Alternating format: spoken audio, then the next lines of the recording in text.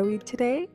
I trust that we're doing well. We are live in person, up close, personal, and kind of tied in terms of the frame, kind of ASMR style. Well, not necessarily exclusive to ASMR, but I personally watch a lot of ASMR, and this is like that up close, personal. Like we're really gonna get into it. So sit back, relax. It's gonna be a good one. So today we are actually talking about.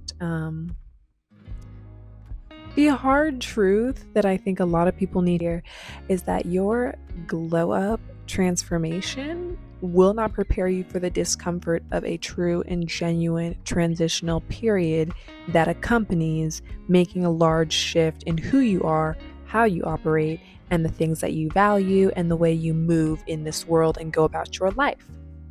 Let's talk about it. All relate to seeing tons and tons and tons of clips and YouTube videos of glow up transformations, where people go through like these really ranging from like basic to like semi elaborate makeovers, I suppose you could call them, whether it be related to like reading and the reading hygiene, or it's particularly common to do like, you get your hair done, you get your nails done, you just do like your maintenance. And those videos were pretty popular, and I think a lot of people resonated with them because I think a lot of people want to change. I think a lot of people want to be better. I think a lot of people don't want to live forever in the version of themselves that they are today. I think a lot of people do want forward progress.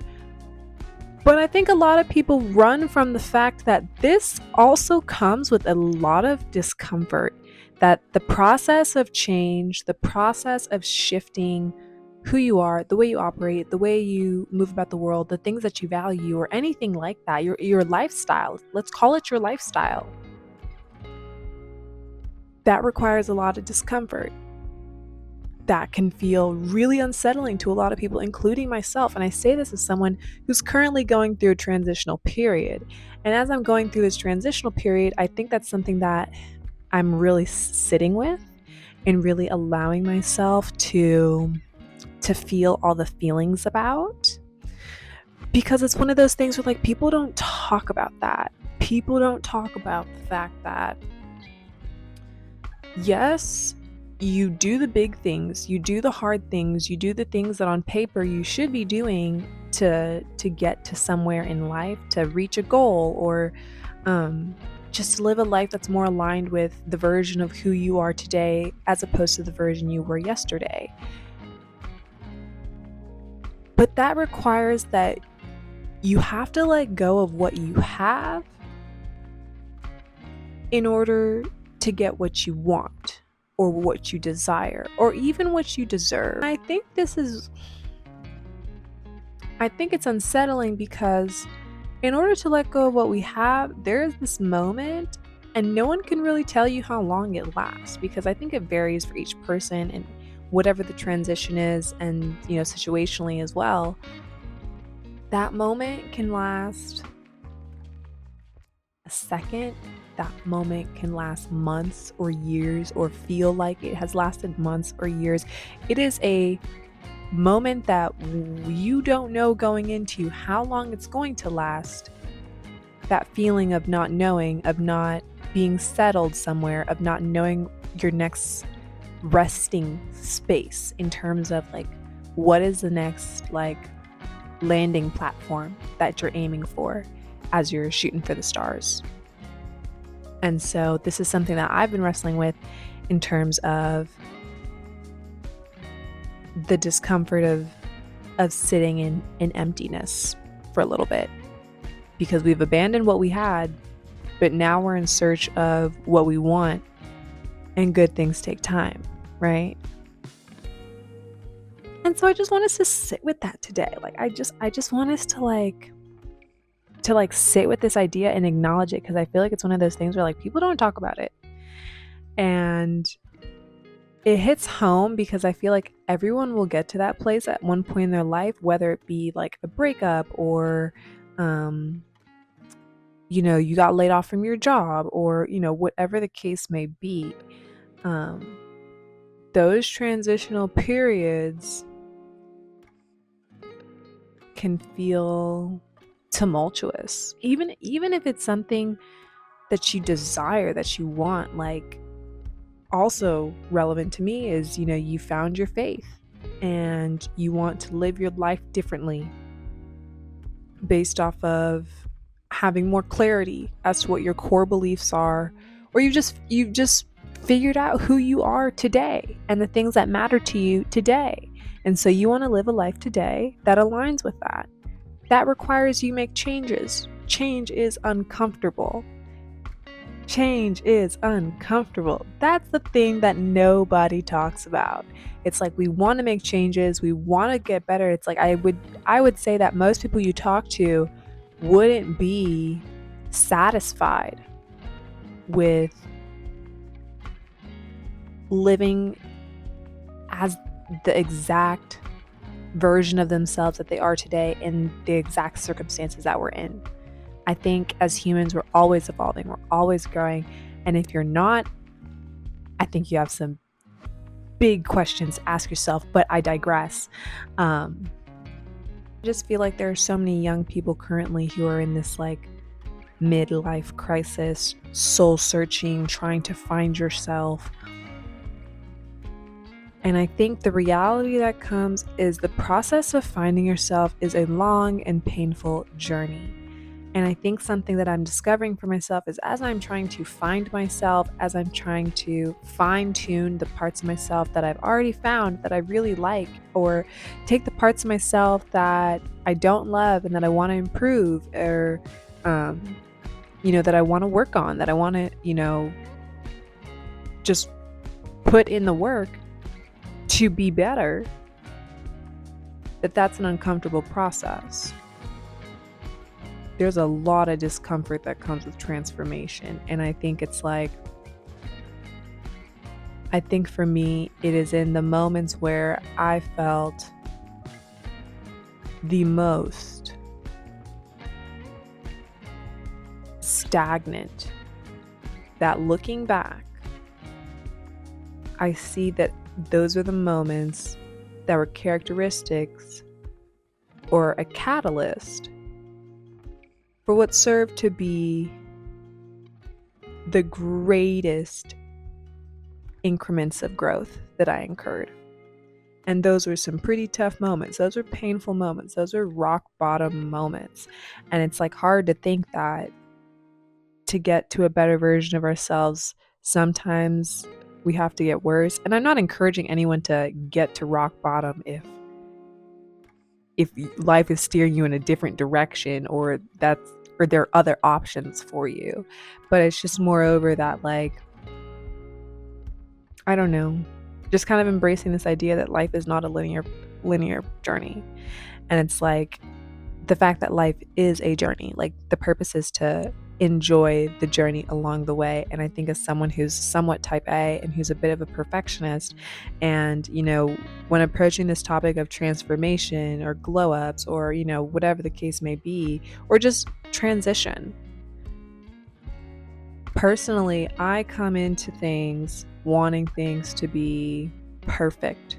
Like, I want to come in leave the situation that I was in and walk into like a fully set up home. Like I want to buy a house. I'm going to move, sell my house, but I don't want to go through the painful process of packing everything up, of organizing everything, of putting everything in boxes, of lugging everything from one house to the next, taking everything in those boxes, letting things be a little messy and chaotic for a little while, because they inadvertently always are when you're moving, and then taking the time to organize the mess, put away the mess, unpack the boxes, and then behold this new space where it's like we still have the same like internal core, we still have the same core values, we still have the same core belief systems. We're just taking the time to fine-tune and present them differently in a way that is more in alignment or resonant with who we are or who we want to be. And I suppose that's where I'm at. It's like I'm trying to the big move, but unfortunately, I'm trying to dissociate through this entire process where I have to pack, where I have to move everything from one house to the next, where I have to live in a little bit of chaos for a little bit until things calm down and I'm able to organize myself and put things in order and things fall into place. I think sometimes, like, in the way that I'm a perfectionist and I expect things to be move-in ready when that's not feasible, when life is not we get to select the move-in ready option here, I think it's hard to accept that. And I guess that's why I'm here chit-chatting with you all today, because I'm sure I'm not alone in this boat. Like, I'm sure that there are other people who are going through career changes, who are going through relationship changes, who are going through just navigating life in your 20s and embarking on this process of who you are and what matters to you and what do you believe and what life do you want to live as you're actively in the process of putting the building blocks for your future together. It is a daunting process. Your 20s are scary. They most certainly can be, but I think we have the choice to surrender. People can surrender to a host of things, whatever that is for you. It could be a craft, it can be artistic expression, it can be, like, people lose themselves in all types of things. People lose themselves in their art, people lose themselves in their vices, people lose themselves in their faith. And it's like, you decide to lose yourself in the process of letting go of what you have in order to become who you desire, or to live the life that you want or deserve at the end of the day. I hope the thing that you choose to lose yourself in is one that benefits you in the end. Belief. I think permanence is a myth. Everything, for the most part, very few things are forever. Most things are fleeting in this world.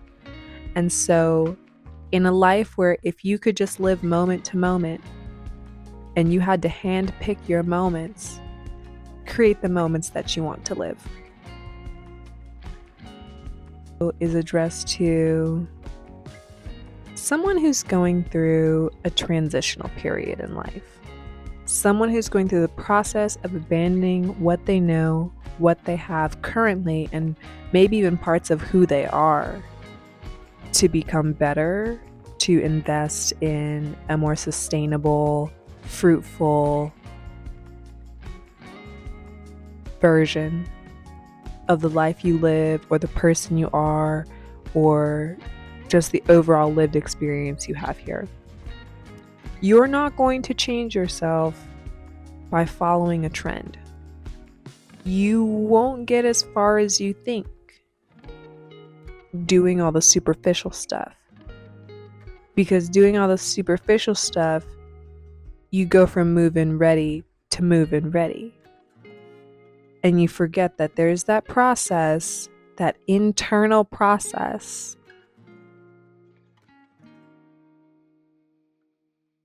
where things have to be prepared. You have to put things in order, where things feel a little uncomfortable, you're a little unsettled, and you're very disheveled and in a very chaotic place. And that's okay. You just have to remember that everything's going to be okay in the end. And it's okay to have a little chaos to contrast the order that you crave. Hope that to see you here next time for a girl talk, for a life talk with your friend Mick.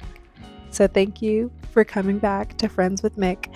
Do all the YouTube things, like, subscribe, leave a comment, and I am growing as a content creator, as a channel, and I'd really love to grow like a positive, intentional community here. So if you're someone who wants to live your life with intention, wants to live in the chaos a little bit, but also appreciates the order and the organization of certain things, feel free to give this channel a follow because I'll be posting lots of more content realming from lifestyle, fashion, beauty, faith, and just life in general.